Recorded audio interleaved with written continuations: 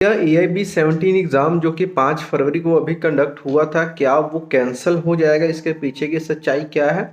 इसको जानेंगे और साथ में यहाँ पे जैसे कि आप सभी को पता होगा कि सुप्रीम कोर्ट में जो AIB की वैलिडिटी उसको चैलेंज किया गया था कि क्या बार काउंसिल ऑफ इंडिया के पास ये पावर है कि वो AIB एग्ज़ाम कंडक्ट करवा सकती है, ये एग्ज़ाम होना भी चाहिए या नहीं चाहिए, अगर एग्ज़ाम होता है तो इसकी फ़ीस कितनी होनी चाहिए, कम होगी या नहीं होगी, और जो ये एग्ज़ाम है ये इनरोलमेंट से पहले क्यों नहीं होता, ये बाद में क्यों होता है। तो इन सभी चीज़ों के ऊपर भी सुप्रीम कोर्ट का जो फैसला है वो आ चुका है। 1-2 दिन में जजमेंट्स भी यहाँ पे आपको मिल जाएंगी। तो इसके फैसले में क्या क्या चीज़ें हुई हैं, क्या अभी AIB एग्ज़ाम आगे से कंडक्ट होगा या नहीं होगा, सभी चीज़ों की जानकारी आपको इस वीडियो में मिलने वाली है। पहले स्टार्ट करते हैं कि जो अभी रिसेंटली AIB 17 एग्ज़ाम हुआ है उसमें काफ़ी सारे यहाँ पे न्यूज़ है, काफ़ी सारे यहाँ पे र्यूमर्स कह सकते हो, काफ़ी सारे लोग यहाँ पे बोल रहे हैं कि जो AIB 17 एग्ज़ाम अभी वो कैंसिल कर देगी बार काउंसिल ऑफ इंडिया। तो इसके पीछे की सच्चाई क्या है, देखिए हुआ क्या था। 5 फरवरी को एग्ज़ाम था और 6 फरवरी को गुजरात की एक लोकल न्यूज़पेपर ने एक न्यूज़ पब्लिश करा था जिसमें उन्होंने लिखा था कि जो AIB 17 एग्ज़ाम था, राजकोट का जो सेंटर था वहाँ पे क्या चीटिंग करवाई गई थी। यहाँ पे क्वेश्चंस की जो लिस्ट थी वो पहले रिलीज कर दी गई थी कुछ एडवोकेट्स के द्वारा। वो एडवोकेट्स कौन थे, वो इलेक्शन में अभी जो बार काउंसिल का इलेक्शन होता है मेंबर्स के, उसके में वो पार्टिसिपेट कर रहे थे। तो उन्होंने जस्ट ये कि अगर हम कैंडिडेट्स का मतलब जो भी AIB को उनकी हेल्प करेंगे तो हमें इलेक्शन में वोट्स मिल जाएंगे। और एक यहाँ पे चीज़ ये भी हो गई थी कि जो यहाँ पे कैंडिडेट्स अपीयर हुए थे उनके पास मोबाइल फोन्स भी अवेलेबल थे। तो यहाँ पे सारी चीज़ों को देखने के बाद BCI ने क्लियर कट बोल दिया था। पहली चीज़ तो ये कि जो क्वेश्चन पेपर प्रोवाइड करवाए गए थे जिसमें 28 क्वेश्चंस की बात करी गई थी, आंसर्स भी प्रोवाइड करवाए थे, उसमें 21 तो बिल्कुल गलत ही थे।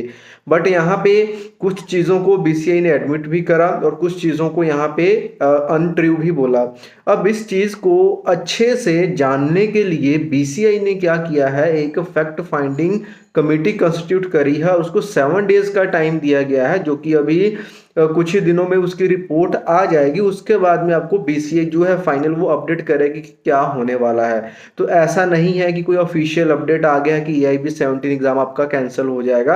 अगर आप मेरी पर्सनल सोच मेरी जो क्या है वो ये है कि एग्जाम ये कैंसिल नहीं होगा। फिर भी जो फाइनल अपडेट वो रिपोर्ट आने के बाद ही पता चलेगा, जो BCI की अपडेट आएगी। अभी तक ऐसी कोई भी ऑफिशियल अपडेट नहीं है, तो पैनिक ना हो, क्योंकि इस एग्ज़ाम के कैंसिल होने का मतलब ये है कि पूरे इंडिया में जितने भी सेंटर्स बने थे, जितना भी यहाँ पे मतलब टीचर्स की ड्यूटीज़ लगी थी, जो भी इंफ्रास्ट्रक्चर यूज़ हुआ था, सभी का एक हिसाब से वेस्ट हो जाना।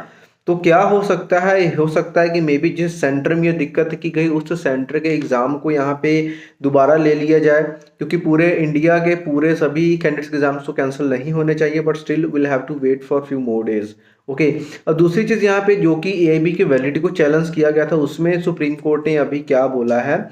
5 जजेस का बेंच था जिसमें ये चीज़ बोल दी गई है कि जो ABI का एग्ज़ाम है वो जैसे कंडक्ट होता था वो आगे भी कंडक्ट होता रहेगा। BCI के पास ये पावर है कि BCI अपना एग्ज़ाम कंडक्ट करवा लेगी। नंबर 2 पे बात आती है कि जो ये एग्ज़ाम है क्या वो मतलब इनरोलमेंट से पहले होगा या फिर बाद में होगा। इसके लिए भी सुप्रीम कोर्ट ने बोल दिया कि ये डिसाइड करेगी BCI। Bar council of India ने ये डिसाइड करना कि एग्ज़ाम इनरोलमेंट से पहले लेना है या फिर जैसे कि अभी बाद में लेते हैं तो बाद में लेना है। उसके बाद में ये था कि जो यहाँ पे फीस की बात आ रही थी कि जो ये एग्ज़ाम होता है AIB का, इसकी फ़ीस काफ़ी ज़्यादा है, क्योंकि जब भी एक लॉ ग्रेजुएट जब इनरोल करता है एज एन एडवोकेट अपने बार काउंसिल में स्टेट के, तो वहाँ पे भी उसको काफ़ी एक बड़ी अमाउंट पे करने के बाद उसकी इनरोलमेंट मिलती है। काफ़ी सारे के उसमें वेलफेयर प्रोग्राम्स होते हैं, काफ़ी सारे के फीस वगैरह लगती है। तो क्या जो यहाँ पे AIB एग्ज़ाम की फ़ीस है वो भी दोबारा उसको 3500 के आसपास फ़ीस पे करनी पड़ती है।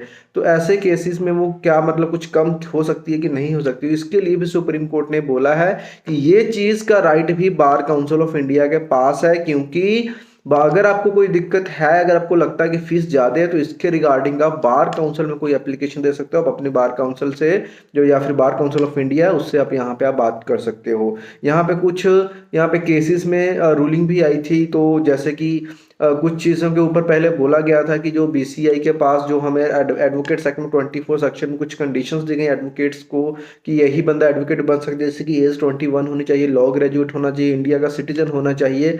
तो वो सभी चीज़ें ही होंगी, इसके अलावा और कोई भी रूल बीसीए फ्रेम नहीं कर सकती।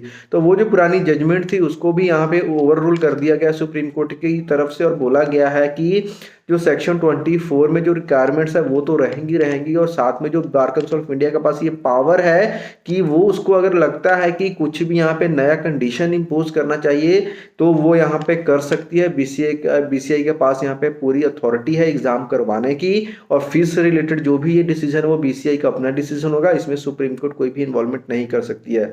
और साथ में यहाँ पे अमिकस क्यूराई की भी यहाँ पे इन्वॉल्वमेंट थी कि जिनको मतलब अमिकस क्यूराई क्या होता है कि उसमें एक बंदे को मतलब अपॉइंट किया जाता है और वो क्या करते हैं कि सारे फैक्ट्स को अच्छे से अपना फाइंड आउट करते हैं और फिर जो भी ऑब्जर्वेशन होती है वो कोर्ट में बताते हैं। तो उन्होंने भी यहाँ पे एक सुजेशन दिया कि जो एआईबी का एग्ज़ाम है, जो लॉ कर रहे हैं और जो फाइनल ईयर के स्टूडेंट्स हैं, तो उनको क्या है कि उनको भी इसके लिए एलिजिबल करना चाहिए और जो ये एग्ज़ाम है वो पहले ही हो जाना चाहिए, ताकि जब भी कोई बंदा लॉ करके निकल रहा है कोई भी स्टूडेंट, तो डायरेक्ट जब उसकी इनरोलमेंट हो तो वो यहाँ पे अपनी प्रैक्टिस करने के लिए बिल्कुल से रेडी हो, ताकि उसका और भी ज़्यादा कोई टाइम ना खराब करना पड़े, उसको वेट ना करना पड़े कि हाँ ये भी अब होगा या कब होगा या फिर अगले साल होगा, ऐसी कोई झंझट या टेंशन वाली बात उसके पास ना रहे।